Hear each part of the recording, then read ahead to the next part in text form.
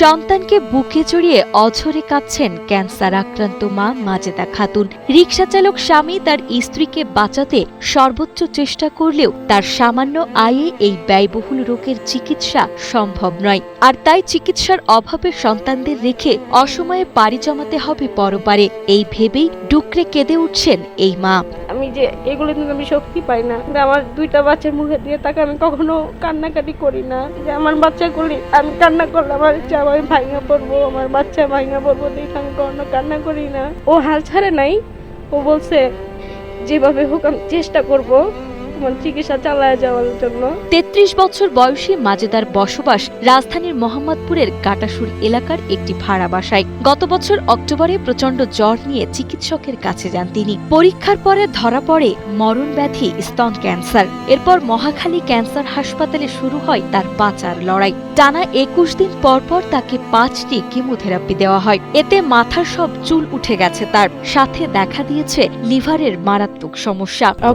অক্টোবরের মাসে আমার জ্বর আসে। জ্বর আসার থেকে পরে বুকে শক্ত হয়ে যায়। তখন আমার ডাক্তারের কাছে নিয়ে যাওয়ার পরে ডাক্তার অনেকগুলো পরীক্ষা দেয়। পরীক্ষা দেওয়ার পরে বায়োপসি রিপোর্ট করার পরে জানতে পারি আমরা যে ক্যান্সার ধরা পড়ছে। মাজেদার স্বামী টিপু সুলতান রিকশা চালিয়ে দিনে ৭০০ থেকে ৯০০ টাকা আয় করেন। স্ত্রী অসুস্থ হওয়ার পর ঠিকমতো রিকশা নিয়েও বের হতে পারেন না তিনি। ফলে সংসার চালানোই এখন বড় দায়। নিজের জমানো টাকা, ধার দেনা আর মানুষের সাহায্যে এরই মধ্যেই স্ত্রীর চিকিৎসার পেছনে ৫ লাখ টাকারও বেশি খরচ করে ফেলেছেন টিপু সুলতান।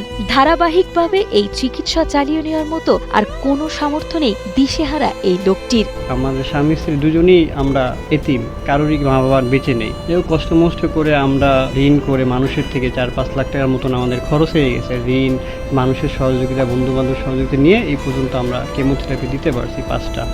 তো এখন সামনে যে দিব সেই সামর্থ্য আমার নাই। টিপু সুলতানের গ্রামের বাড়ি ছিল মাদারীপুরে। ৮৮ সালের বন্যায় নদী ভাঙনে সবকিছু বিলীন হয়ে যায়। এরপর ঢাকায় এসে মাথা গোঁজার ঠাঁই হয় ছোট্ট এক রুমের এই বাসায়। সহায় সম্বল বলতে কিছু নেই যে তা বিক্রি করে চালাবেন স্ত্রীর চিকিৎসা খরচ। তাই বাধ্য হয়েই এই ব্যয়বহুল চিকিৎসার জন্য সমাজের বিত্তবান, প্রবাসী, সরকারি বেসরকারি প্রতিষ্ঠান ও হৃদয়বান মানুষের কাছে আর্থিক সাহায্যের আকুতি জানিয়েছেন অসহায় এই পরিবার। ডাক্তার চিকিৎসার জন্য আর কি সবাই যদি সহযোগিতা করে তাহলে হয়তো আমি বাঁচবো। আমার বাচ্চাদের মুখের দিকে তাকায়, আমার ছোট্ট একটা বাচ্চা, আর আমার স্বামীরও এত এরকম কেউ নাই যে আমার বাচ্চাগুলিকে দেখার জন্য।